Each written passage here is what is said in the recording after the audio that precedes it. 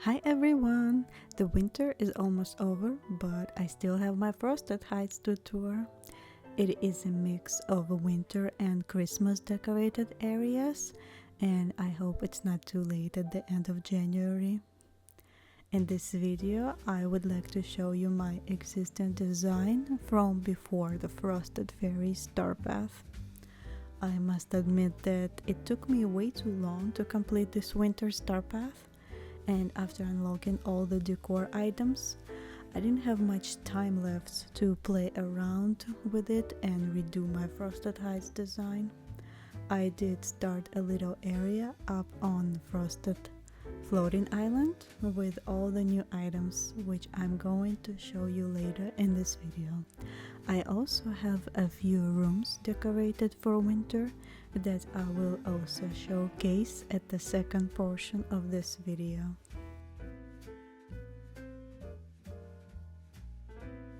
I do like to keep my Frosted Heights decorated for Christmas whole year round.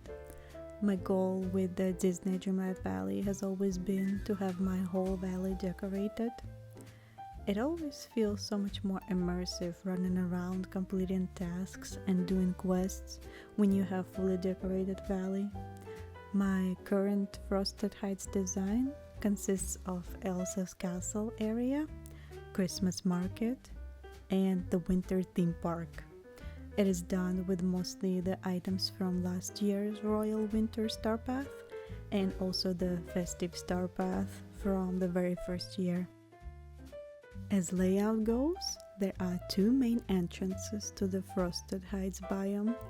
One is the path going from Arendelle in the Forest of Valor, leading up to the Snow Queen's domain, and the second entrance is the ground ice staircase that is connected to the Beast's Castle garden.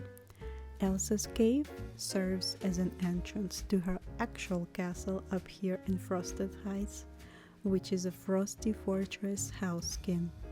At least that's how I was thinking when building this. And the castle is surrounded by frosted garden. I tried to add as many trees and plants as I could to have this overgrown, snow-covered look, just like stepping into the Narnia for the very first time. The ice skating rink is separating the frosty fortress from the market and making it a bit more secluded. But I think the biome is too small to have enough buffer space and go for this truly frosted forest look like I was planning to begin with. The market area is decorated for Christmas and it has this beautiful frosted fountain in the middle. I also added more water features to have this area look more animated and fun to walk through. There are a few hot chocolate stands here and a live music corner as well.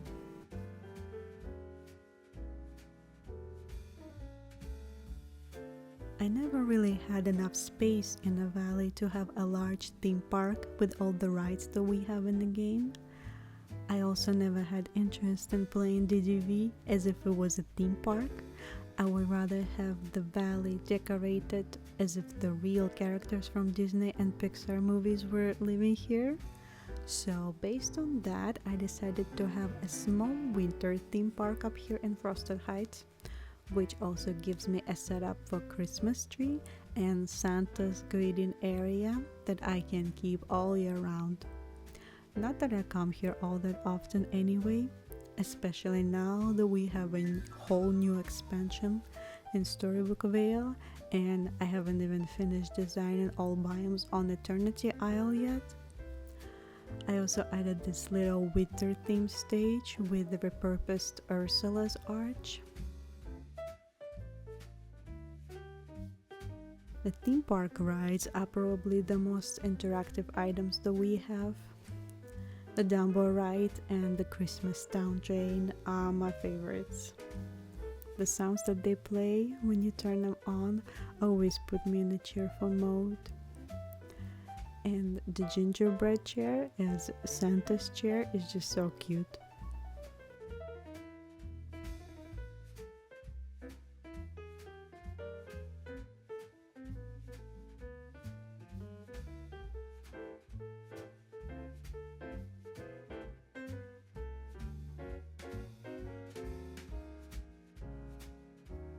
Sometimes I can even dress up as Grinch and come walk around the tree here, sit in a chair, feel the Christmas spirit. It feels great.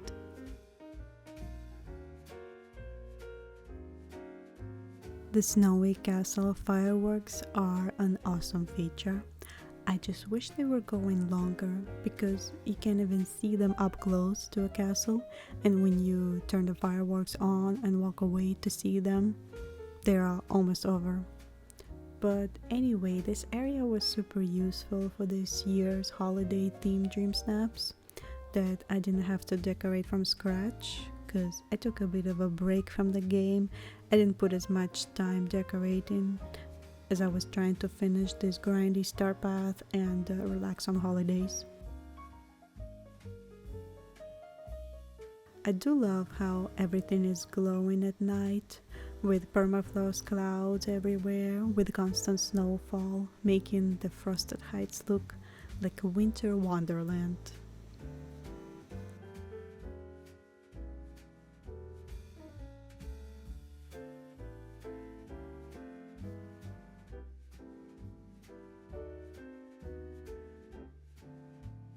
And now this room here is like a small indoor garden decorated with Royal Winter Starpath items from last year's Starpath.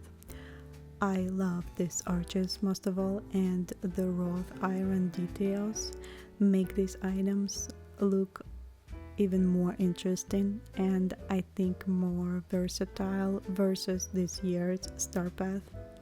I think it's super cute that the ice skates on the rack are representing each different princesses.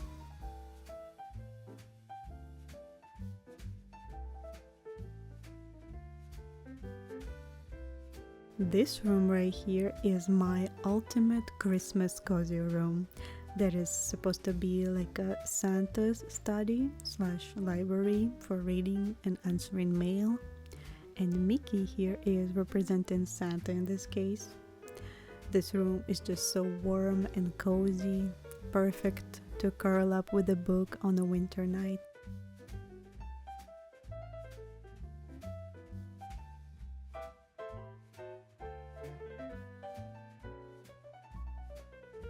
This next room is inspired by a North Pole from the movie Elf, just a lot more colorful. I have a few items from a new star path here, like the wallpapers, crystals, and crafting bench. And thanks to the rotating item feature, I've been able to fit a lot more layout space than usual. I love how whimsical the new flooring and wallpapers look. They add a lot of warmth and contrast to this room.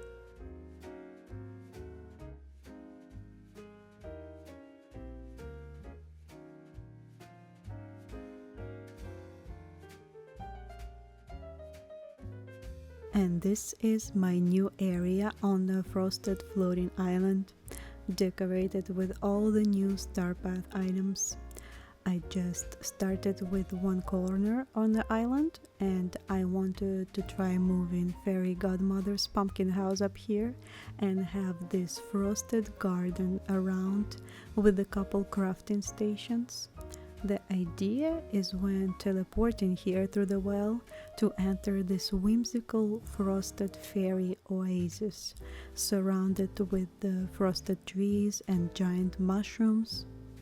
I love how everything looks at night because of all the glowing plants and lights and all ice elements looking so saturated blue versus how bright and vibrant everything looks during the day.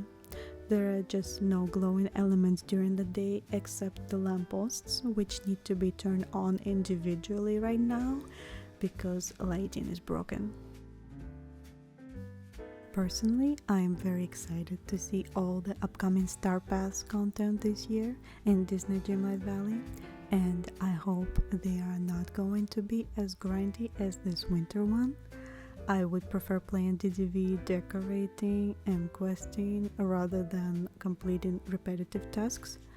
But let me know, what do you think? Have you completed this star path, and did you have enough time to decorate with these new items before winter is over.